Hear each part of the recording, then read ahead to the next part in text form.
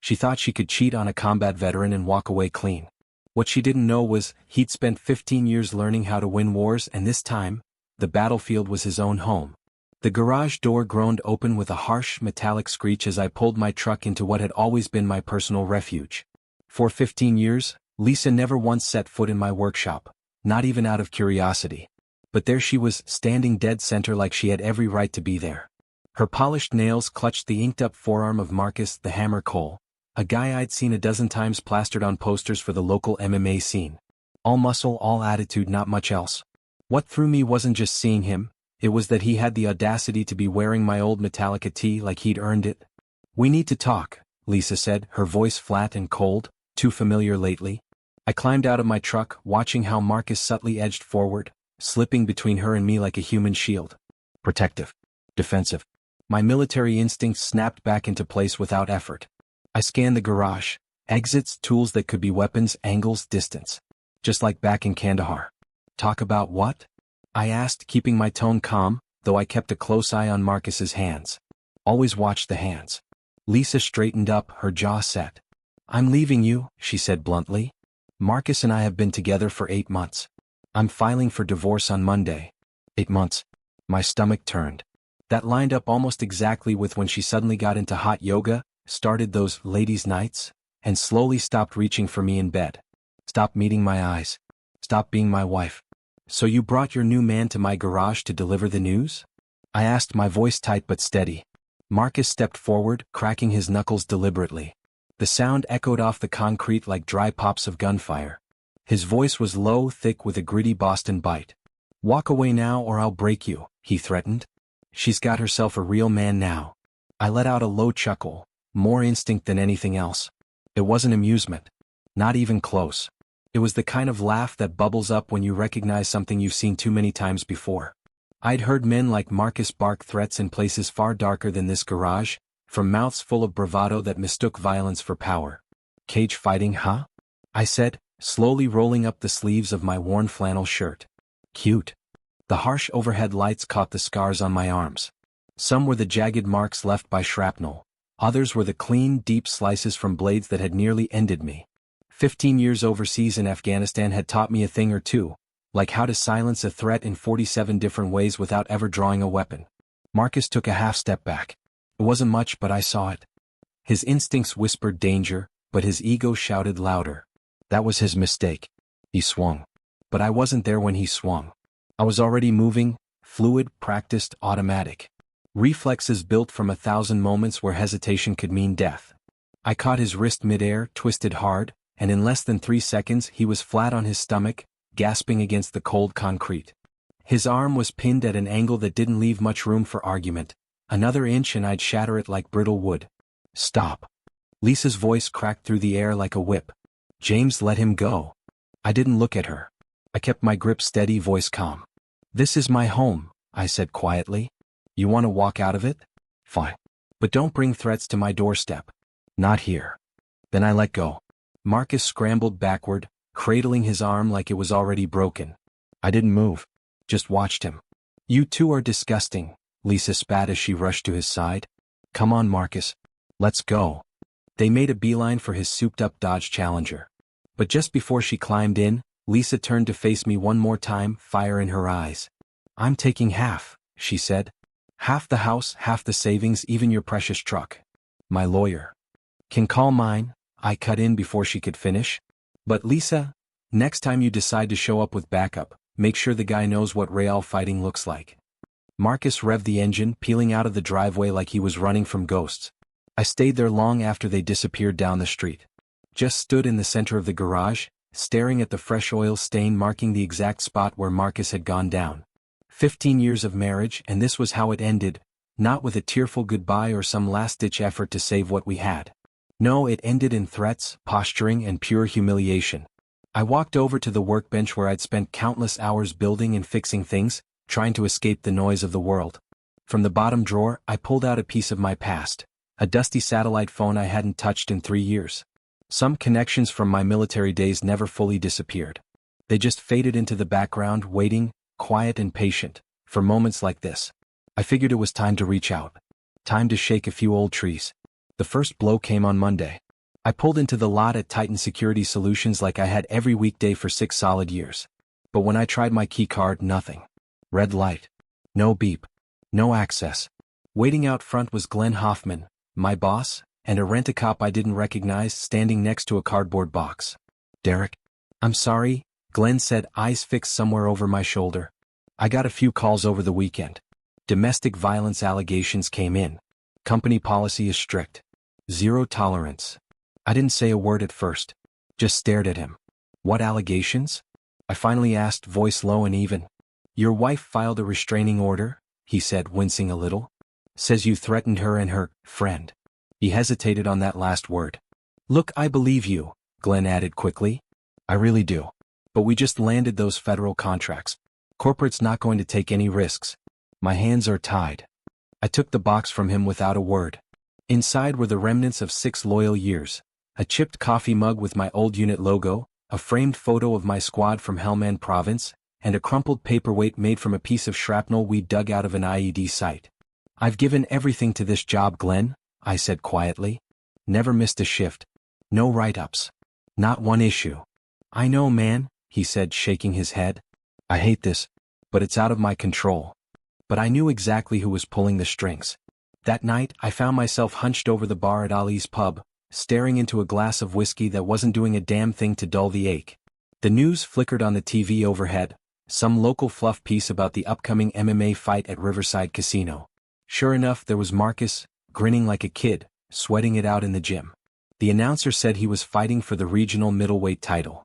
And right there, front and center, was Lisa, my wife, clapping and cheering like some starry-eyed groupie, practically draped in his sweat. Rough one? Murphy, the bartender, asked as he slid me another pour. Ex-Navy guy. The kind of man who didn't pry unless it mattered. Getting rougher, I muttered. And he had no idea how true that was. Because the next morning it got worse. I headed out to my truck, hoping the day might offer a break. But the engine wouldn't even try to turn over.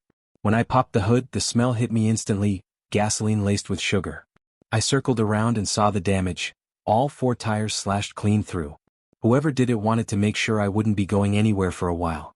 Tucked under the wiper blade was a note. Scrawled in thick black ink, the message was short but not subtle. Still think you're tough, soldier boy? Or?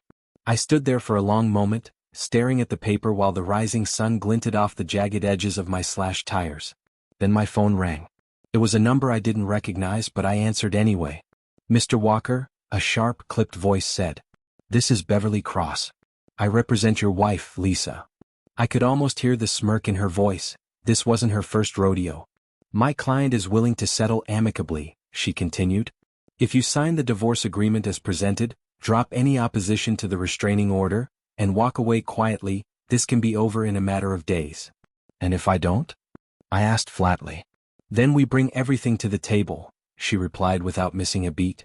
Your documented PTSD. Your alleged violent outbursts. And of course the incident involving your former CO, the one that led to your early discharge. That one's particularly troubling. My stomach turned to ice. That incident was buried, classified and sealed tighter than a tomb. Lisa should have never had access to it.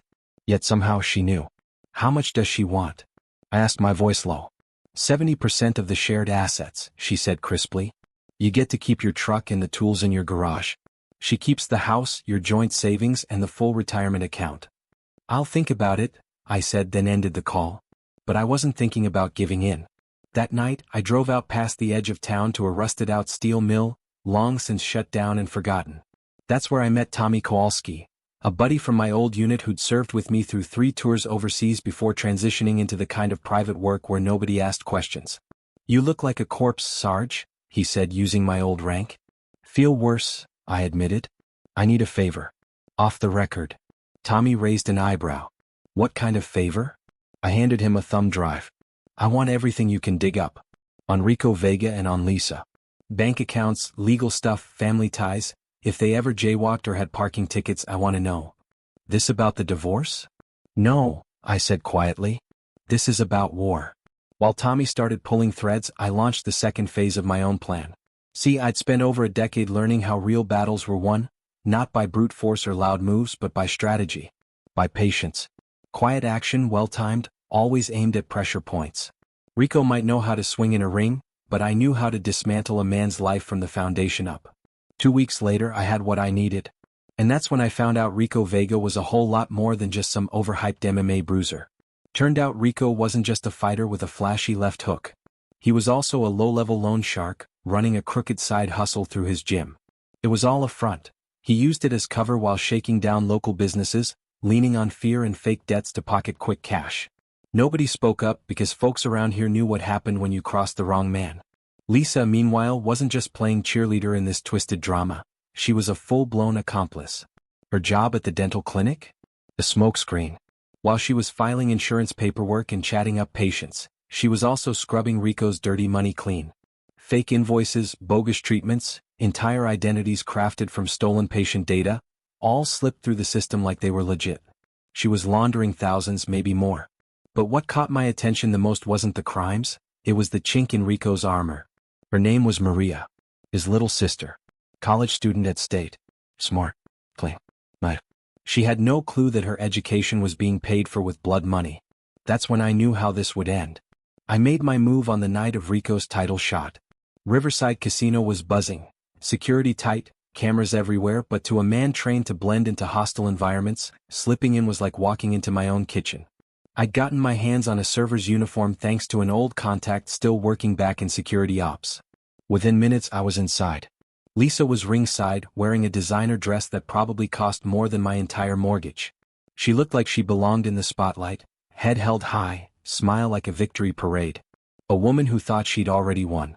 Meanwhile, Rico was in his dressing room, surrounded by his crew, getting his hands wrapped before the fight. I stepped inside, clipboard in hand, my voice cool and steady. "Routine security sweep," I said casually. His guys barely looked up. When Rico spotted me, he grinned, all smug and condescending. "Well, look who it is, soldier boy. Come to watch a real man take the belt." "Not quite," I said, pulling out my phone. "Just here to drop something off." I hit play. The video filled the screen, grainy footage from a hidden camera inside Rico's gym, showing him and two of his goons beating the life out of a store owner who'd fallen behind on a made-up debt. The date stamp was fresh, less than a month old. Rico's expression drained of color. "Where the hell did you get that?" he asked, voice low. "Same place I got these," I replied, swiping to a new set of images, high-res shots of Lisa at her clinic, manipulating dental records, creating phantom patients, funneling money into offshore accounts tied to fake names. I didn't raise my voice. I didn't have to. "You piece of," Rico growled, fists clenching, but I cut him off before the threat even formed. "If you step into that cage tonight," I said coolly, "the FBI will receive full copies of everything, videos, bank transfers, fake records. All of it. And trust me, they'll be very interested." He glared at me, breathing hard, but I wasn't done. "But I'm not unreasonable," I added, almost conversational. "There's another way out of this." Rico narrowed his eyes. "What kind of way?" That's when I smiled, really smiled, for the first time in what felt like forever. "You're going to lose," I said simply. "You're going to walk into that cage and take a fall." His eyes burned with fury. "Like hell I will. I'm not throwing a fight for you." "Then let's talk about Maria." He flinched. "Smart girl," I continued, twisting the knife. "Pre-med, full ride at State. And just so happens her big brother's been quietly helping with tuition. Only problem is, the funding traces back to your little extortion ring. Would be a real shame if the university found out their rising star was being bankrolled by assault and blackmail." Rico snapped, lunging forward in a blur of anger, but I was faster. A sharp jab to the solar plexus dropped him to his knees, gasping for breath. I knelt beside him, voice low but firm. "Here's how this plays out. You take a dive in the third round. Make it convincing. You've got the acting chops. Sell it like your life depends on it, because it kind of does." He was still gasping, eyes full of hate. "And Lisa?" I continued. "While you're eating canvas, she's going to learn what it feels like to lose everything she stole. Those offshore accounts she set up? Emptied. Every dollar moved, donated to veterans organizations in her name. Her dirty money's now doing some real good." "She'll kill you," Rico spat between breaths. "That'd be hard to do from a prison cell." I pulled out a document, unfolded it carefully. "Turns out," I said, "Lisa never actually filed for divorce. Too busy orchestrating your little operation, I guess. Which means legally she's still my wife. And that gives me full access to all our shared assets." He stared at the certificate like it was a death sentence. But here's the best part, I said, standing and brushing the dust off my borrowed jacket. I've been recording everything. Your threats. Her financial gymnastics. The entire web of lies.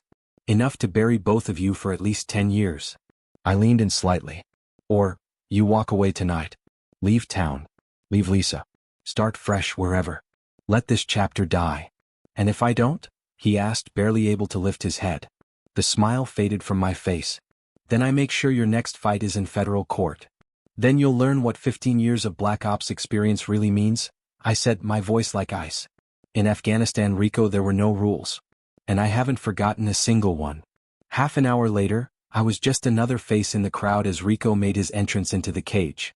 But he wasn't the swaggering alpha I remembered from my garage. He looked pale, distracted, haunted. The kind of haunted that comes when the mask finally slips and you realize you're not the one holding the cards anymore. The bell rang. The fight lasted exactly 2 rounds and 43 seconds. Rico dropped like a felled tree after a glancing blow to the chin, sold it perfectly. Too perfectly. The crowd wasn't fooled. Booing erupted like thunder. The promoters were already screaming about contracts and investigations. But by the time anyone could sort through the mess, Rico Vega had disappeared. Out in the casino parking lot, I found Lisa pacing in front of her car, barking into her phone like a woman unraveling. Her voice was shrill, panicked. What do you mean the accounts are frozen? She shouted. No, that money's mine. What do you mean flagged by the FBI? I strolled up beside her, calm as a summer breeze. Rough night? I asked. She spun on me, her face contorted with rage and fear. You did this, didn't you? Did what? I said with a shrug. I've been here all night, watching your boyfriend take the most graceful fall of his career. Where is he? Where's Rico? She demanded. Last I saw, he was making a break for the parking garage. Didn't look like he planned on sticking around for the after-party. She took off in a blur, heels clacking against the pavement as she sprinted toward the garage.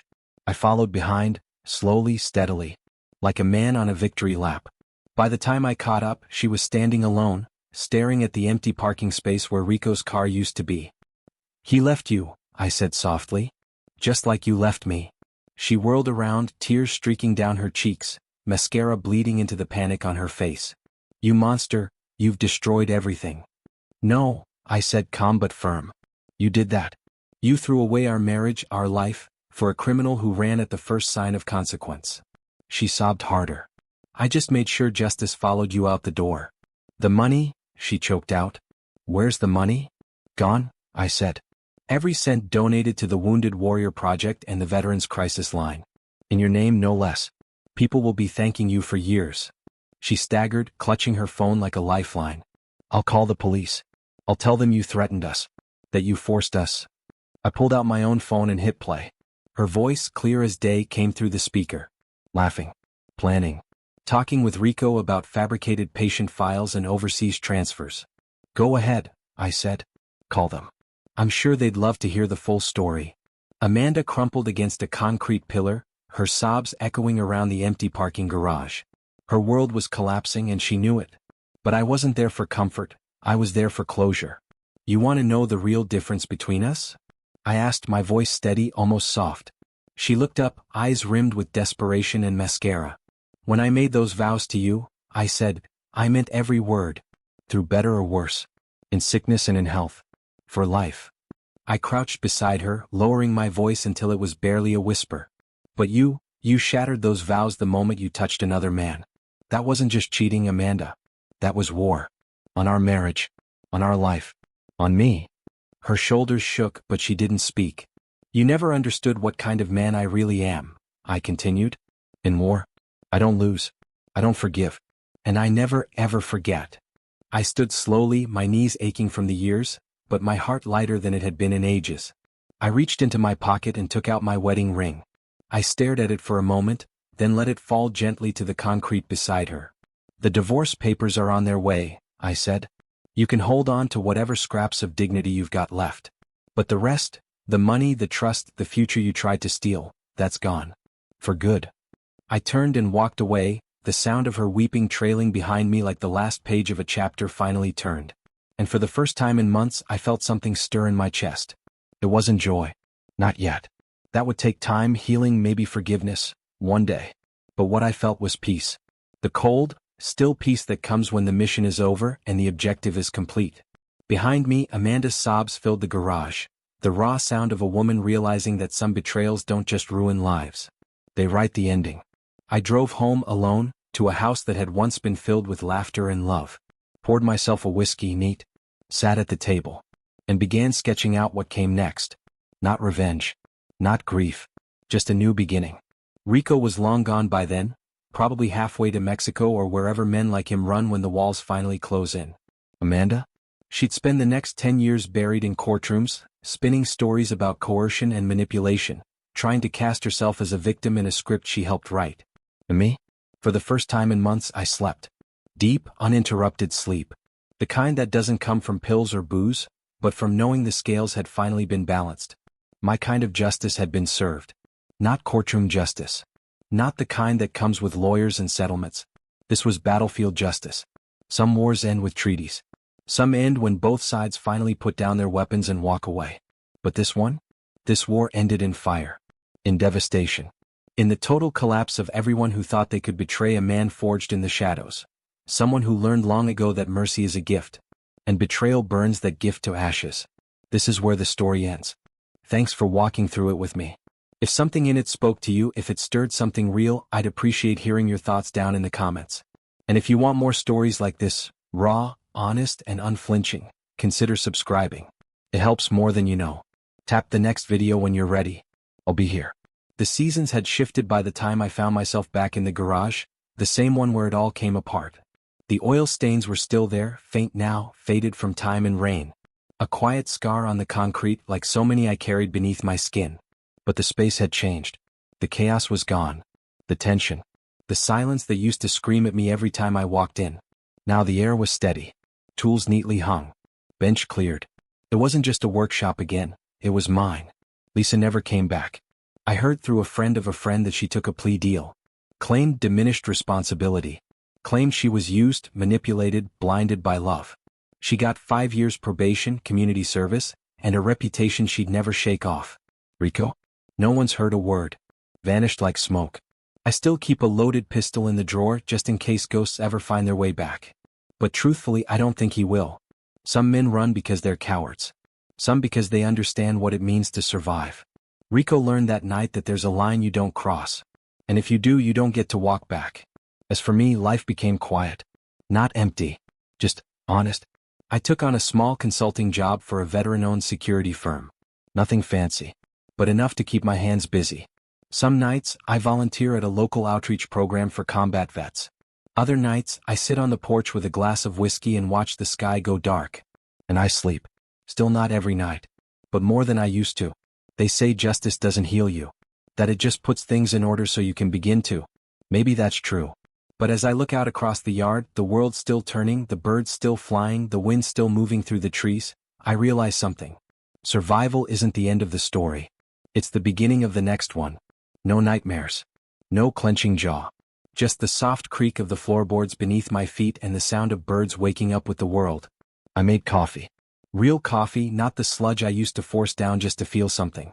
And I stood there by the window, cup in hand, watching the sky shift from black to gray to soft gold. It hit me then, quietly, not like a revelation but like a truth I had always known. I wasn't the man I used to be. And I wasn't the man she left behind either. I was something new. Something earned. Pain changes you. Betrayal breaks you down. But sometimes, if you're lucky, or just stubborn enough, you build something better out of the wreckage. Later that week, I got a letter from an old squad mate. Tommy Kowalski. He'd heard I was still breathing and figured that was worth a conversation. Said he was starting a nonprofit to help veterans transition out of military life.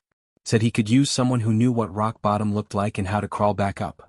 I told him I'd think about it, and I did. Because for the first time in a long time, the future didn't feel like a threat. It felt like a door. I walked out to the garage that evening. Ran my hand along the frame of the motorcycle I'd been restoring, piece by piece, bolt by bolt. Much like myself, she was almost done. A few more tweaks, a test run or two. And then maybe, I'd ride. Not to run. Not to chase. Just to move. Just to feel the road and the wind and remind myself that freedom wasn't something given. It was something claimed. 1 mile at a time.